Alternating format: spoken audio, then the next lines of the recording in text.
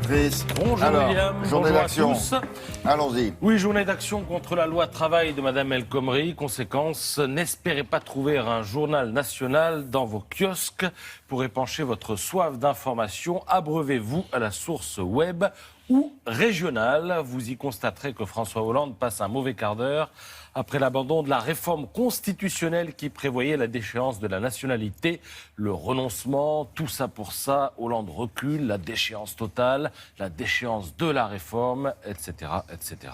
À la limite, la grève ne tombe pas si mal pour le président. Les gens liront un peu moins la presse et c'est dommage, car il y a de quoi se régaler, notamment dans Le Monde qui nous livre une histoire de fou. Alors ça se passe à Roquetas del Mar, dans une ville d'Andalousie. Il y a 3 mois, pendant les fêtes de fin d'année, il s'y est passé quelque chose d'étrange. C'est en effet dans cette ville que lors de la loterie de Noël, qui est organisée tous les ans depuis 1812 en Espagne, eh bien, tous les billets gagnants ont été vendus. C'est-à-dire que toutes les séries de billets, commençant par le numéro gagnant, le 79-140, ont été livrés à Roquetas del Mar. 1600 personnes ont acheté ces billets. Elles se sont partagées un pactole de 640 millions d'euros. Ça fait quand même quelques 400 000 euros par tête. On pourrait donc imaginer que cet argent a changé la donne dans cette petite ville d'Andalousie, qu'elle exhale une petite odeur d'opulence maintenant, que les billets y circulent plus qu'ailleurs, qu'on y consomme plus que par le passé. Eh bien, pas du tout. C'est à se demander où est passée la manne de la ville la plus chanceuse d'Espagne. Et tout ça fait l'objet d'une longue enquête publiée par Le Monde et signée Élise Barthé. Alors, il est où le Grisby ? Eh bien, de deux choses l'une, soit il est parti, soit il est caché. En découvrant qu'une journaliste enquêtait sur le magot, une dame en robe de chambre et pantoufles s'est pointée avec sa fille qui était emmitouflée dans un gros manteau. Il lui a dit surtout ne donnez pas notre adresse, ne donnez pas nos noms.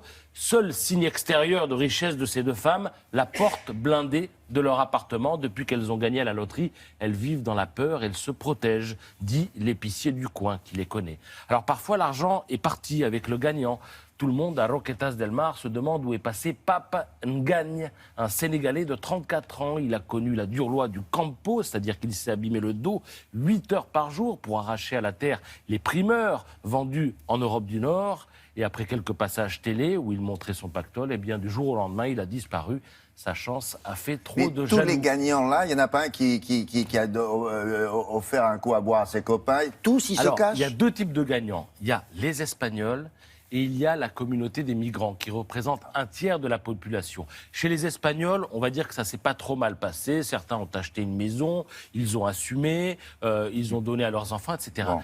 C'est chez les migrants, et j'allais y venir, que les problèmes se sont posés. Parce que, aussi stupide que cela puisse paraître, cette loterie nationale a semé la zizanie parmi eux, parce qu'ils représentent 1/3 de la population. Alors vous avez par exemple l'imam de la ville qui s'en est mêlé. Il dit « cet argent est haram ».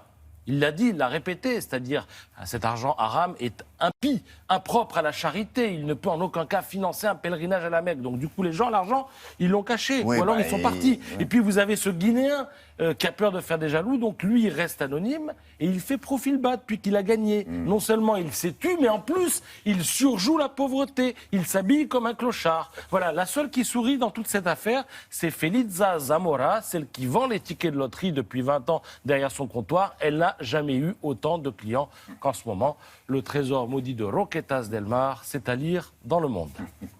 Merci beaucoup. On va maintenant